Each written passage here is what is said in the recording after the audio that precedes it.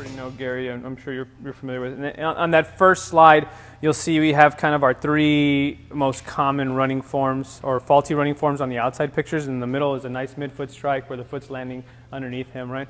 The reason I like to show this picture is because, yes, we all know that's kind of the right form to use, and that's what we try to coach.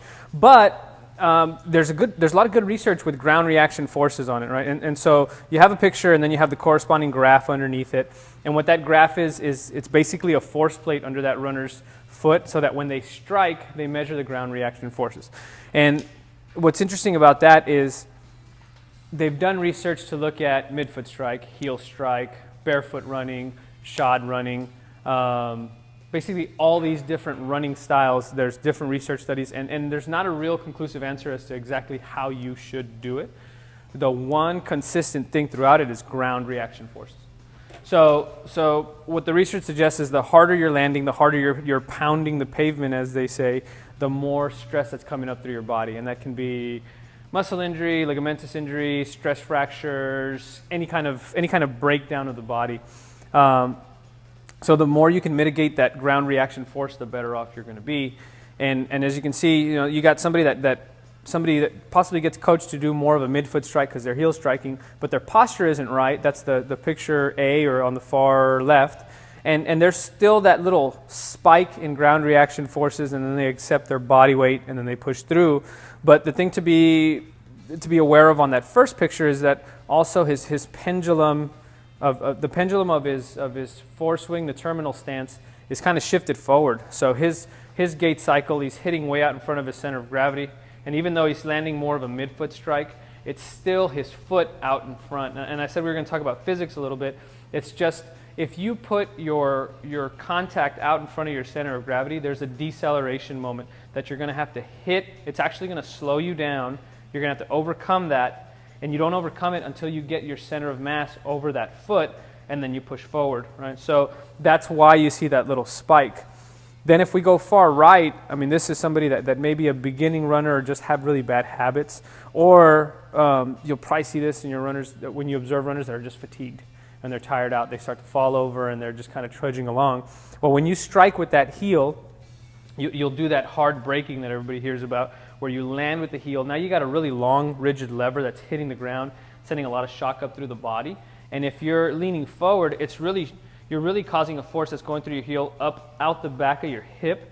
So now you're stressing, 1, the hip and the knee, but 2, also your lower back, and then you have to overcome that to come through, right? So that's possibly the worst gait cycle that you'll see, and that's what we're going to try to look to correct today.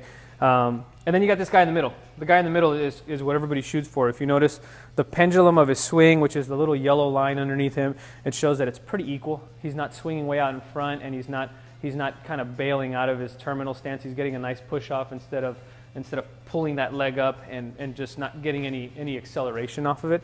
And what's nice about that is you see that the ground reaction forces are also much better. It's a nice smooth curve, so there's just less pounding going up through the body, right?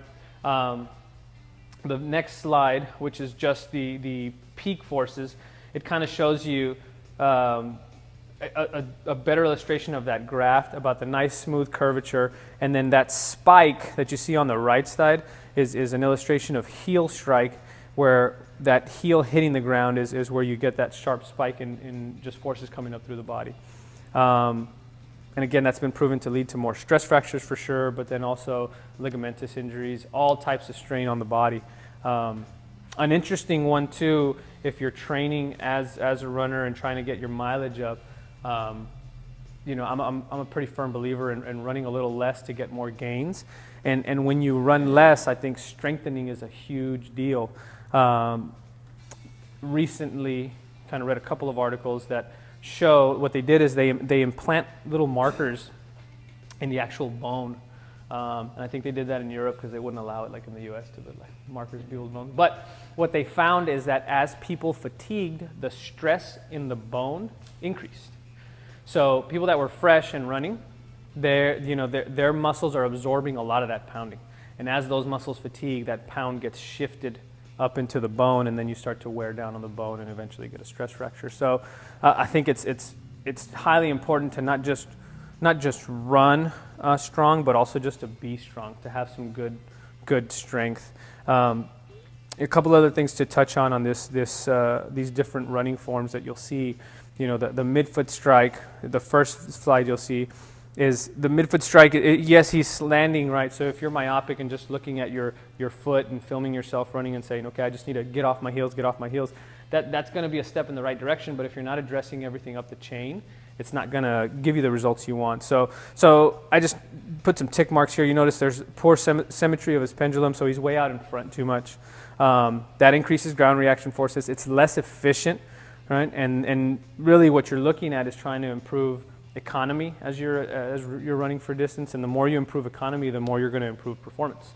So you can basically get the same results with doing less work. So I mean, really, it's like the one you were talking about, right?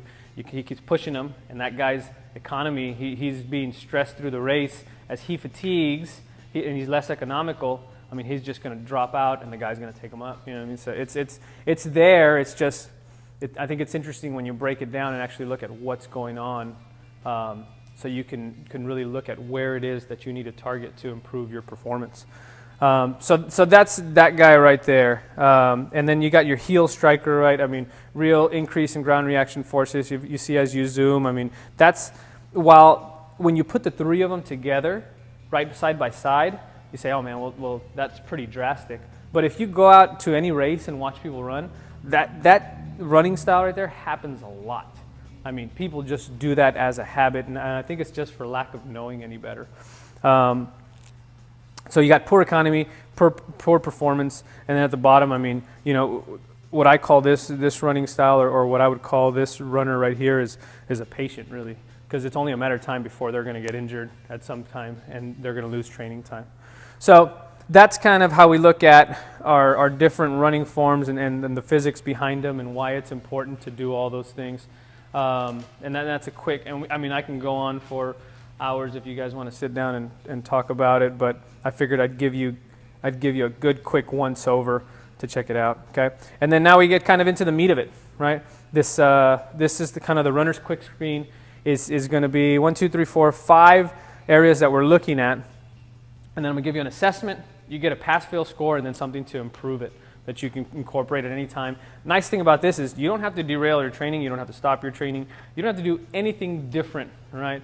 So, you know, I think, Gary, with your athletes, you don't have to change their coaching, their pace, unless if they're injured or whatever, which you already do already. But this is just something that you could almost start off-season or at the beginning of the season, and you have these things, and then you kind of tag people, right? Say, okay, well, you need to work on this, you need to work on this, and you almost have breakout groups. So before, when you guys are doing your movement prep, you say, you know, you got your foot and ankle group here, you got your trunk stability group here, boom, boom, boom, and they're breaking out into their specific areas of need, right? And it's easy stuff. You don't need you don't actually need any equipment for it. So let's do this. Let's kick everybody's shoes off, and then we'll kind of go from there. We're going to go foot, we're going to go ankle, we're going to go knee, we're going to go hip, we're going to go pelvis and lumbar. And you know, if anybody has questions while we're